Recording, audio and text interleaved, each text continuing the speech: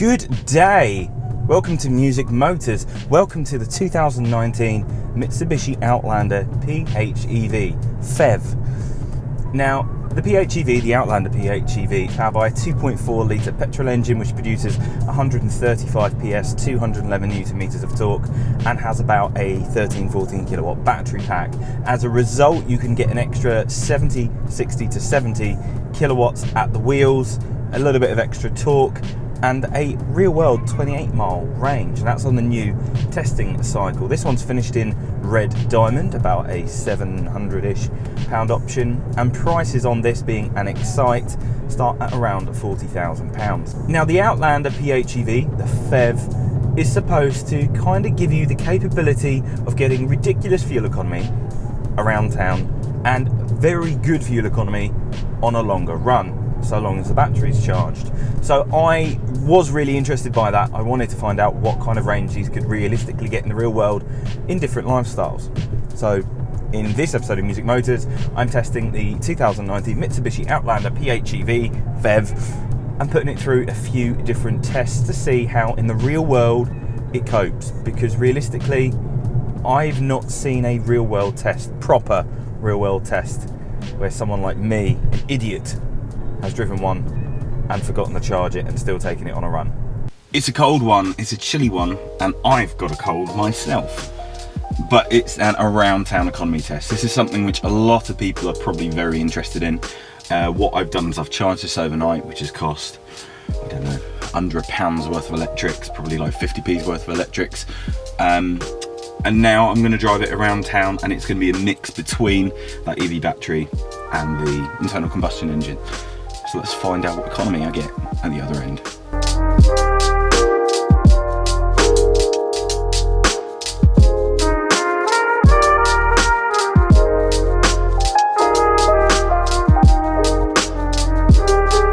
So even with sitting waiting to get through a drive-through, the engine didn't have to come on, and I've averaged 157.7 miles per gallon, which is just mind-blowing. Now obviously the big reason for that is because EV range has meant that the engine hasn't had to kick in much, except at the beginning it had to come on a little bit just to warm the systems up. So within reason, as long as your commute is no more than about 10 or 12 miles and that EV range doesn't have to come in to run out, it's entirely plausible that you'll see, I mean now it's almost 160 miles per gallon. It's crazy. If your journey is more than that, you will have to charge at work, but it's not terrible, and from an everyday driving point of view, it's really comfortable, really easy to drive, quiet, all the amenities you could possibly want, heated steering wheel, heated seats. It's a genuinely good drive, and to turn around that type of economy is really impressive. So the outside of the Outlander PHEV is much like any other Outlander. Although this is a newer model derivative, a newer model generation, it has been changed somewhat from the last generation. At the end of the day, if you go for a petrol or a diesel or a PHEV, realistically on the outside they will look quite the same. The only difference is some of the badging on the side and at the back saying PHEV in this instance. This one's finished in red diamond, a lovely, lovely warm red, which gives you highs and lows of lovely deep red tones.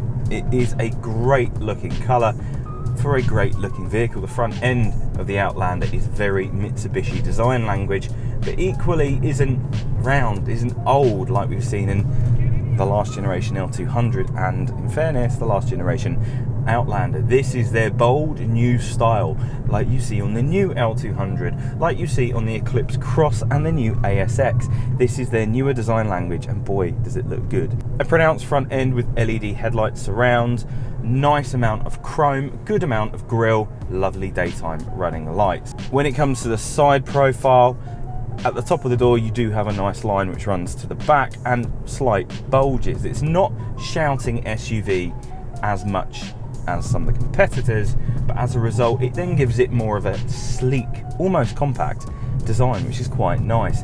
The back end, where those lines end up, flow quite nicely into the rear light clusters, really looking very, very good. The back end almost has a Jeep-esque kind of design to it, an old Jeep Cherokee kind of design, but I like that, because at the front it's luxurious. Give it its due, it does look very good, while at the back it almost gives you a utilitarian, saying to me that this can not only be used as a workhorse but as a luxury runaround, because from the outside it looks great. 18-inch alloys, nice profile, nice proportions. It's good to look at. So from an outside point of view, Mitsubishi have really outdone themselves. It is time to see what the fuel economy is like on a run. My gig test, everything is in the back with ease, and finding out what the real world potential fuel economy is in this, because realistically on the motorways, maybe not where it's suited to in comparison to around town. Let's find out.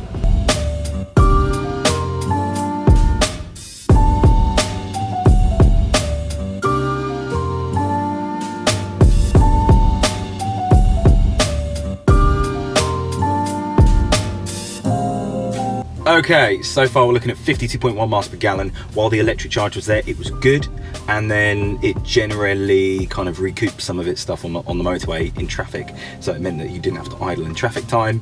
Very comfortable, very easy, good visibility, and pretty easy to park. So on to the next part, and I'll see you afterwards.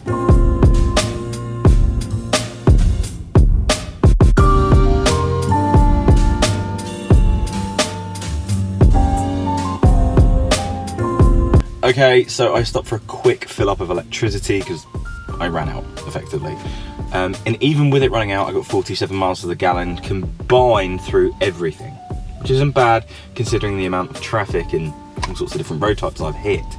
In a traditional internal combustion engine, I would have expected high 30s, low 40s, but I got high 40s. Now, if I'd been able to charge at my destination, it would have been way more. But comfortable, safe, good sound system. Couldn't ask for more. Just a bit more electric range for the longer journeys would have meant potentially, and as I saw on the way there, 58, 59 miles to the gallon. Stepping inside is a world of luxury you didn't expect from an Outlander. Bearing in mind these start at around £40,000 in this trim level, it's not a huge amount of money for the amount of car that you're getting. Quilted leather, good amount of plastics, but they're not rubbish plastics. They're good, hard wearing and giving a leather impression plastics, nice finishes all over. It is very comfortable and very quiet. From a driving point of view, visibility is very good. There is a slight bulge, which as we see on quite a lot of Japanese cars, on the wing towards the bonnet, but it's not terrible. It's not anything that's so OTT that you can't see what's going on. And if you were to struggle with what was going on, there's a button to see the curb that side. A button shows you exactly what's going on, and then there's a surround view camera for parking. Comfort wise on the inside, these seats are very, very good, but as my criticism goes throughout the Mitsubishi range, the seats aren't quite as holding as I'd like, because to be fair, you can throw this around and it does give an amount of excitement in the drive. It'd be nice for the seats to hold you a little bit more. Aside from that, very, very good driving point of view. Everything's in front of you, everything's at your fingertips. The infotainment is quite nice, quite idiot proof. It's a nice size screen, which also gives you Apple CarPlay at a very good resolution. The standard audio system is good, there's no question about that. If you push it a little bit too loud, you do end up having a few cracks, but within reason, very good for a standard system, as good as Volkswagen standard systems are, and we know how good those are. Comfort though, very, very good. Heated seat, heated steering wheel, at least on the Excite. Rear space, let's go to your rear passengers. Good legroom, good headroom, easy to get in, ISOFIX, hard wearing, not heated seats back there, but that's not the end of the world. It's a good place to be, and they don't feel totally disconnected from what's going on in front of them. They're not so far away that they can't talk to the driver or the front passenger. Very, very nice place to be in back. The boot space, very, very good. Although it's slightly higher to get stuff into, obviously, because of all the different technology that they have to put into the car and things need to go in different places. It's not an unobtainably high height that you can't reach to put stuff into. Generally, the inside feels really luxury, really well finished. It is a lovely place to be. There is enough leather, there is that leather smell, And really, it's just, on a long run, a pleasant and enjoyable journey because of how quiet, because of how relaxing, because of how comfortable it is on the inside. Performance, so 135 PS, 211 newton meters of torque, matched with a electric motor, means that you get to 62 in about 10 seconds. Now, you do have quite a good range between the petrol and the electric motor, as long as the electric motor is charged. Realistically, you will be seeing around about 400 miles between the two if you're a careful driver. Performance wise, it isn't totally none. The steering does give you a good amount of feedback. The brakes are a little bit odd feeling just because they have to regenerate slightly when you're pushing them down, so you do have that kind of EV brake feel. Not actually a bad feel at all. You do adjust to it very quickly. The throttle response is instantaneous. As soon as you touch it, you go without question. So off the lights, that 0 to 30 times, quite impressive. Very impressive, in fact. And it means that when you're driving on back roads that are up to 60 miles an hour, you can have a bit of fun. There is body roll, but it's not terrible. It doesn't wander, and it genuinely is quite fun to drive, especially when you consider it's not made to be fun to drive. It's made to give good fuel economy, and it's made to be a practical workhorse family car, or whatever you want it to be. What it does is very impressive. The one thing that I have to note in this is that this car gets good fuel economy based on the type of lifestyle you lead. If you can always remember to plug it in, you'll get good fuel economy around town and within about 100-mile range of where you're going, because when it's mixing between hybrid and electric, on a run you'll see no less than about, realistically, 75 miles to the gallon, and around town, I mean, I saw 191. So if you're doing a 10 or 15 mile commute each way and you can plug in, you're absolutely sorted. And even without plugging in, you're still going to get very good. But if you're not plugging in, the range and the fuel economy drops significantly, to the extent on a run you only see about 42, 43 miles to the gallon, and around town at worst 20, because it's a bigger car. This engine doesn't act as an engine as such, it acts as a generator. So when it runs out of charge, it's not only running the car, it's recharging the battery.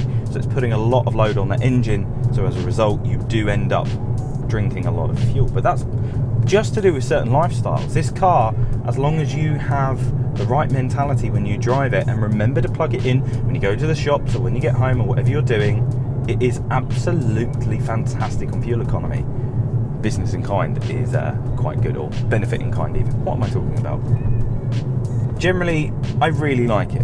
For £40,000, I think the technology you get as standard is absolutely fantastic, and the design language I really like and appreciate. It's not like all the German cars. It's something slightly different, which is really quite cool. The interior comfort is very, very good value for money, and it really doesn't look. It looks like it could be a £55,000 car on the inside, besides a few points. The cluster display in front of me could be a bit more updated. The infotainment system could have a slightly better screen, but that's about it. Everything else feels quite luxurious. Very good NCAP rating, 5-star NCAP rating, I believe. The only thing really it didn't have from that everyday drive point of view is it didn't have radar guided cruise control. Slight shame as standard, because so many manufacturers are offering it as standard. But outside looks great, interior feels amazing, the performance is very, very good considering what it's made for, and if you remember to plug it in, the fuel economy is just absolutely staggering.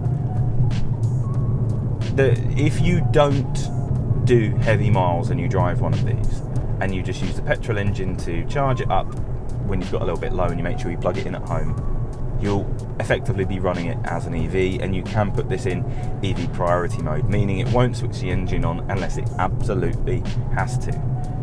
That petrol engine can just give you then a bit more range on the longer runs. You can, within reason, do 150 miles between charges, because when it mixes between the two, if you're on a run, you will see like 55, 56 miles to the gallon quite easily in that way, which for a vehicle of this size with a 2.4 litre petrol engine is pretty good going.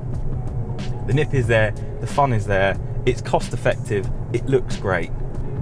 Just a few little niggly points that mean that it doesn't get a 5 out of 5, but it's so close to being there. And it's only not a 5 out of 5 because of my lifestyle, because I can't always remember to put it on charge. When that range gets better, when these have a 150 mile range with that type of setup, there won't be an issue. But realistically, we're very close to now having completely EV Outlanders. And when that happens, if you put these with a 350, 400 mile range, what more could you want? Looks great, then it'd have good range, probably wouldn't cost the earth to run, own, insure, fix when it goes wrong, which, to be fair, Mitsubishi, it's not going to go wrong that often. I'm excited for the future. This is a very well put together and executed vehicle. So Mitsubishi have impressed me, and I've been on EV this entire time and the engine hasn't turned on once. So there's that at least.